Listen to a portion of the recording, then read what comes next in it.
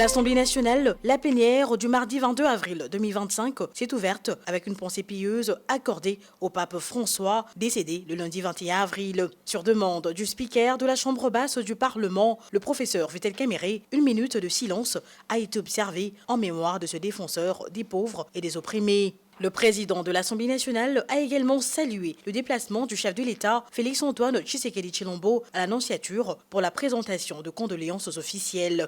Le président de la République démocratique du Congo, son Excellence Félix-Antoine Tshisekedi Tshilombo, dans son humilité certainement suivant le modèle du défunt, s'est déplacé personnellement à l'Annonciature pour aller présenter à la communauté chrétienne catholique ses condoléances les plus attristées.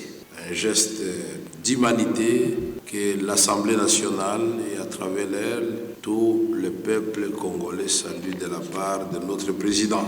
La session ordinaire de mars, connue pour être une session de production et de contrôle législative, la Chambre basse du Parlement s'y emploie avec beaucoup de sérieux et de rigueur. Pour la première production législative de cette session, on note 2 propositions de loi émanant du député national André Mbata. La première loi, déjà examinée et adoptée lors de la précédente législature, mais réexaminée au cours de cette plénière, il s'agit de la proposition de loi portant création de l'Ordre national du Léopard, qui ayant déjà existé par le passé, mais avait été supprimée suite à la promulgation de la loi numéro 009/2002 du 5 août 2002 portant création de l'Ordre des héros nationaux. Tous les mérites et loyaux services rendus au pays pour donner le droit d'admission dans l'ordre des héros nationaux ne peut pas être uniquement des mérites héroïques. Les autres mérites donc et les loyaux services ne peuvent donner droit qu'à l'admission dans un ordre tout aussi important, mais inférieur et moins prestigieux. Le président de l'Assemblée nationale,